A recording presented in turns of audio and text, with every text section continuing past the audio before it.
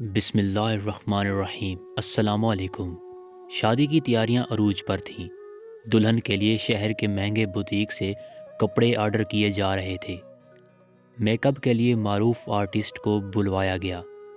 مہندی کی رات دور دراز سے آنے والے گلوکاروں نے موسیقی کی دھن پر خوب ناچ گانا کیا۔ مسلسل 3 راتیں رقص و سرور کی محفل سجی رہی۔ اعلیٰ معیار کی شراب اور پروفیشنل ڈانسرز بلوا کر محفل کو مزید گرمایا گیا۔ غرض شادی کے موقع پر کوئی ایک ایسی شیطانی خواہش نہ تھی جو پوری نہ کی گئی ہو۔ رخصتی والے دن بارات جب دلہن کو لے کر جانے لگی تو اچانک مجمع سے کسی نے یاد کروایا، قرآن کہاں ہے؟ دلہن کے سر پر تو رکھا نہیں۔ وہاں موجود لوگ وہیں رک گئے اور پریشانی میں سمجھ نہیں آ رہا تھا کہاں سے قرآن پاک منگوایا جائے، کیونکہ قرآن پاک کے سائے کے بغیر دلہن کو روانہ کرنا اچھا شگون نہیں سمجھا جاتا۔ اتنے میں ایک نوجوان کو قریب کی مسجد میں بھیجا گیا کہ وہ جاؤ مولوی صاحب سے قرآن پاک لے آؤ، کہو کہ بارات رکی ہوئی ہے۔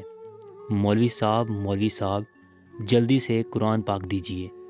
کیوں بیٹا، کیا ہوا؟ کیا پوچھنا ہے پوچھو۔ نہیں مولوی صاحب، ایک بارات رکی ہے، قرآن پاک کی رسم باقی ہے، وہ پوری کرنی ہے، جلدی ہی واپس دے جاؤں گا۔ قرآن پاک کی رسم؟ انا للہ و انا الیہ راجعون۔ معاف کرنا بیٹا، قرآن پاک رسمیں ادا کرنے کے لیے نہیں دیا جاتا۔